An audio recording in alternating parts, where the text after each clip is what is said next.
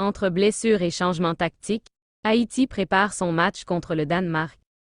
Pour préparer le match face au Danemark, prévu pour ce mardi 1er août à 7 h du matin, heure de Port-au-Prince, à Perth Rectangular Stadium, son troisième dans le groupe D, la sélection féminine haïtienne de football s'est entraînée dans l'après-midi du dimanche soir 30 juillet.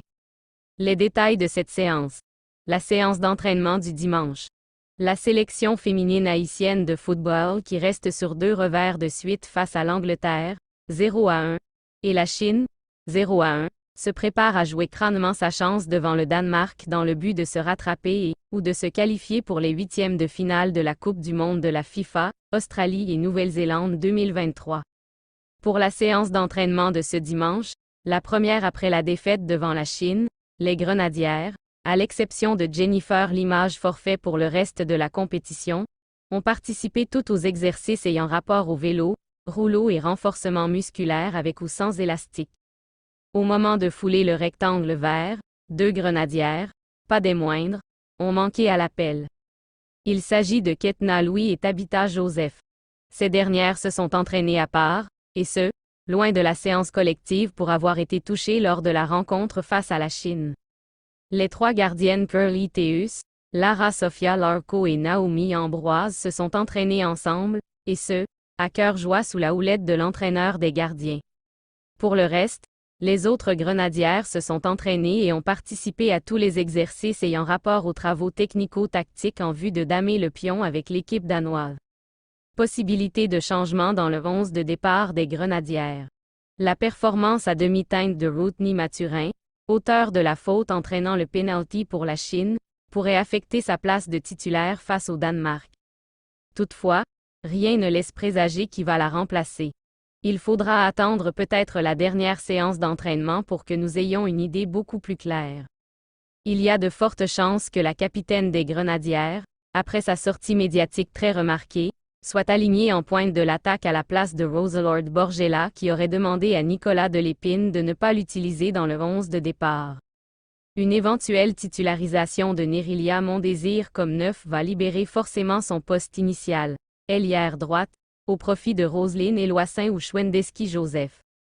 Juste avant la sortie sur blessure de Tabitha Joseph, c'était les Bettina Petitfrères qui jouaient en défense centrale avec Chelsea Surpris, latéral droit, et Ketna Louis, latéral gauche, en remplacement de Rodney Mathurin.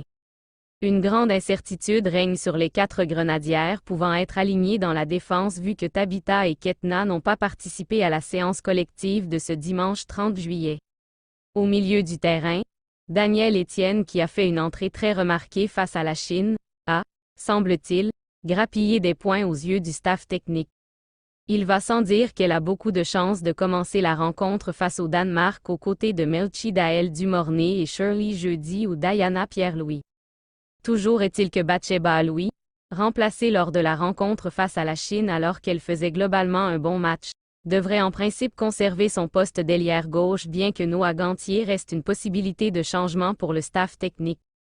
Au terminus de la séance d'entraînement de ce dimanche 30 juillet, 6 grenadières Milan-Pierre Jérôme, Maudeline Moril, Schwendeski Kiki Joseph, Noah Gantier, Danielle Etienne et Darlina Joseph, ont passé sur le terrain quelques minutes de plus que les autres.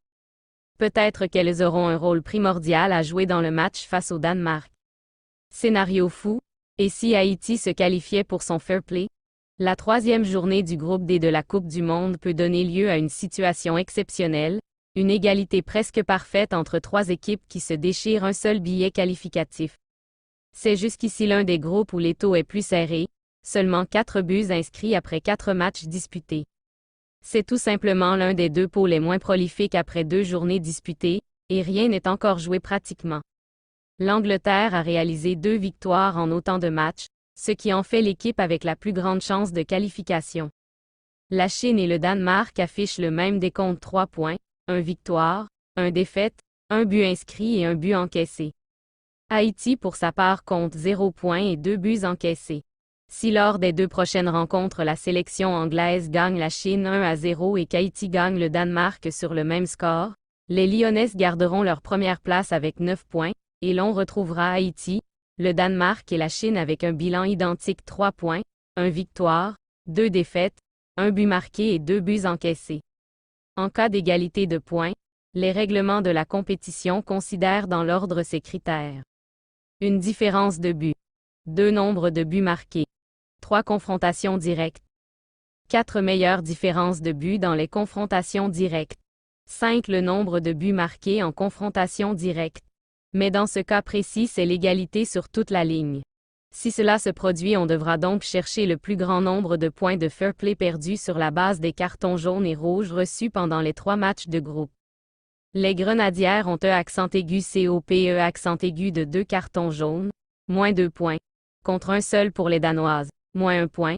La Chine pour sa part a accent aigu COPE accent aigu d'un seul carton rouge direct, ce qui en fait l'équipe la moins fair play du groupe, moins 4 points.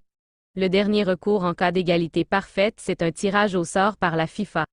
Donc, en plus de chercher la victoire lors du 3e match, les équipes devront également se montrer bon enfant pour parer à toute éventualité.